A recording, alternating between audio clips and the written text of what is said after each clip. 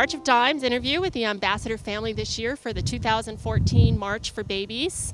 And this is our family, Ben and Stephanie Simao, with Taislee, our Ambassador baby this year for the March of Dimes. And we're going to talk a little bit about what it was like to have a premature baby. Taislee was born at 27 weeks instead of about 40 weeks, which is a normal pregnancy, and she weighed 1 pound 9 ounces when she was born, and she's now a healthy 4-year-old girl thanks to the March Dimes. So when you first found out you were pregnant, what was that like? Exciting. It took us about 3 years to get pregnant with her, so we were elated when we found out we got pregnant. Did they tell you that you had a high-risk pregnancy at the time? They did tell me that we were high risk because of my high blood pressure. And they did tell me that when I reached my 3rd trimester, it would spike up again. So it was something I was very aware of. How many weeks were you pregnant when you first had problems? Well, we didn't have any problems during my pregnancy. As long I stayed on medication, high blood pressure medication during my pregnancy, and then when we went into for a routine doctor's visit at 27 weeks, my blood pressure spiked up again. I was going into my 3rd trimester. And I think you had said to me earlier that you were hospitalized and then released. Yes. What kind of time frame was that? I was hospitalized for a week, and then they stabilized my blood pressure, and then they let me out for a couple of days and went back, and my blood pressure was high again. And then what did they do? They then ship you over to Kaua'i at that point, or where were you? At that point, I was already at Kaua'i.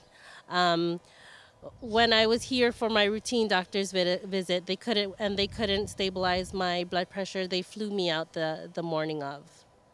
How scary was that? That was scary. I don't remember a whole lot of it. I remember the hospital part of it, but the flying out of Kaua'i, I really don't remember, and getting to Honolulu. Were you with her when she flew out? Yes. And what was that like for you?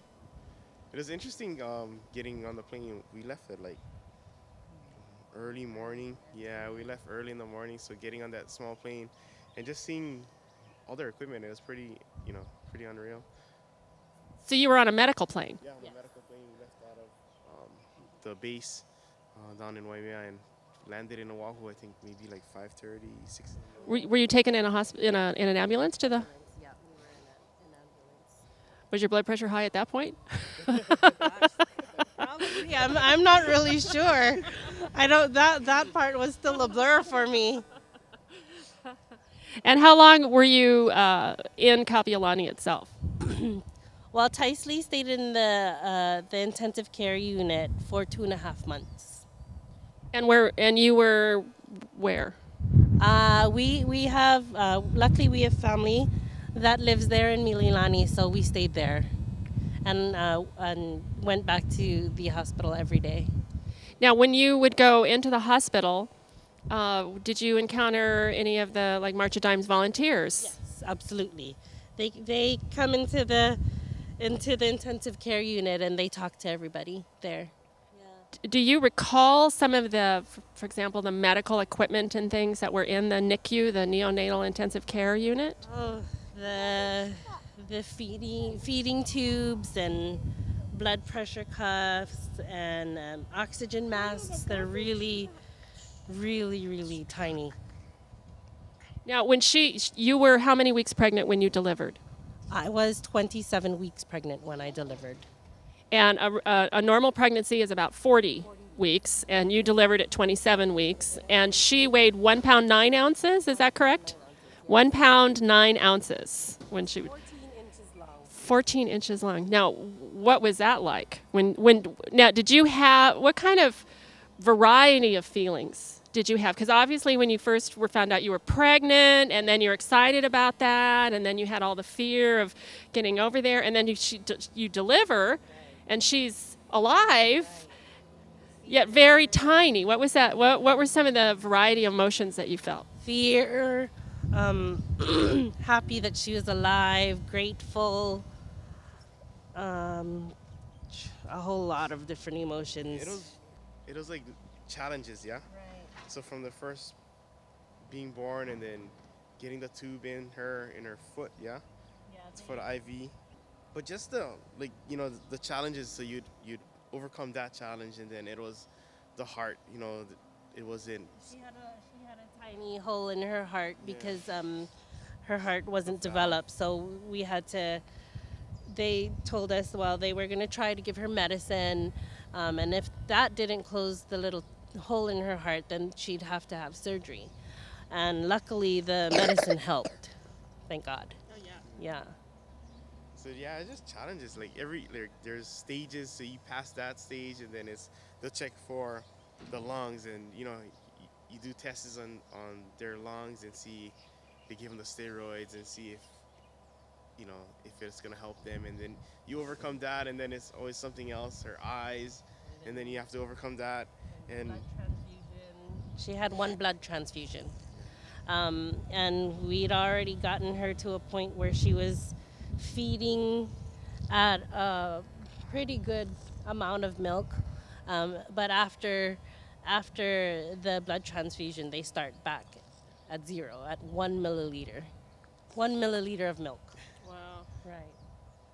So now, I think you said when she was born October 9th? October 2nd. October 2nd, 2009. Yes. And you took her home on what day? We brought her out of the hospital on December 16th, 2009. right before Christmas. That, just in time for Christmas. Yeah. So, yeah, I think that's the picture that's on the poster that is you holding her, and she's in like a sock, isn't she? I put her in my stocking, in your Christmas stocking. Yeah, she was my stocking stuffer. She was your stocking stuffer. And she weighed how much when you brought her home? We brought her home when she was 3 pounds. Yeah. 3 pounds. Yeah. And I've from other ambassador families that we've had, they have expressed sort of the tension of what it's like to care for a baby that weighs 3 pounds, because you're at home at this point, so that you don't have the incubators, you don't have the nurse's call station, you don't have those things. So what was the first night like when you had her home? The first night was no sleep. Just making sure that she was okay and breathing. When you take them home when they're that small, they have periods of times where they just catch their breath, and that scares the Jesus out of me. That happened a couple of times with her, so. Now, I also know sometimes when they're little like that, they have digestive problems, and feeding them becomes sort of a challenge sometimes. Did you have any challenges in making sure she had enough food or being able to digest the milk? Or She actually, we did have some digestive problems. She ended up having to drink soy milk formula, so she drank that, but we did have some problems with milk. when did you feel that you were sort of out of the woods, that she was like that you could finally go to sleep? When we got home. Yeah, being in Honolulu, even though we had our family there, being home is home. So how do you feel the March of Dimes helped you in general in terms of her viability, the any help that they provided you while you were there? I mean, how do you feel how the March of Dimes actually provided you some help? Just the support, knowing that you could go to them and talk to somebody and not feel as isolated as we'd felt, that there were other moms and other families out there going through the same thing that we were going through. So just the support. How many people are in the NICU when you were there? How many babies were there? Oh my gosh, there was a lot. So there's about 20 beds on one side, and then on the other side there's probably another 20 or so. And that's all in the NICU, the neonatal intensive care unit. Is it a lot more common than you thought? It is a lot more common than we thought. unfortunately. Where did you go for your 4th birthday? For your last birthday? Remember when we were camping, Mahalaku? Right. Everybody came there. Everybody came here, all your family. Mm-hmm. She's a little fish. She likes to swim. I like goofy. So what prompted you to volunteer to be the ambassador family this year in terms of being able to help the March of Dimes raise funds and, you know, help us promote the cause to one day have all babies be born healthy? Just to keep the awareness that prematurity here in Hawaii is huge, you know, and that you don't really know that you're gonna need it when you need them, but they're amazing when you do need them.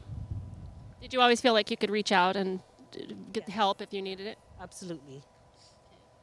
So what would you like to tell everyone about our event and how to help us? Well, we're doing the March for Babies, March of Dimes walk on April 12th. We'd like everybody to come and walk for the cause or donate money. Okay, and donate money. Donate So- lots of money. donate lots of money. So, because it really is the money that It helps fund the research to help our premature babies here. well, and Kapiolani is full of a lot of medical equipment, is it not? Yes. Yes.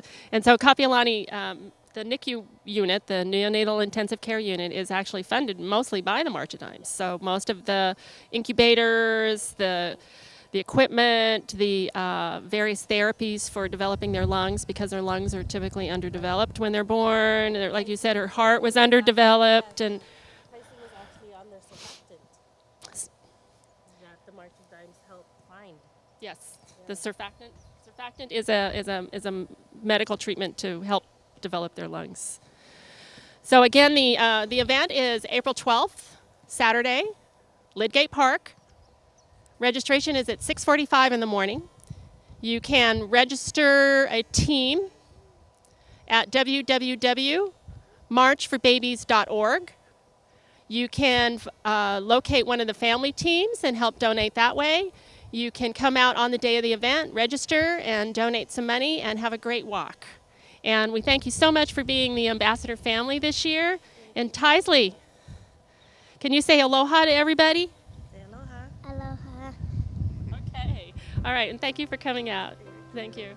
One green and speckled frog sitting on a speckled log, eating some most delicious bugs. Yum, yum. One jumped into the pool where it was nice and cool. Water 0.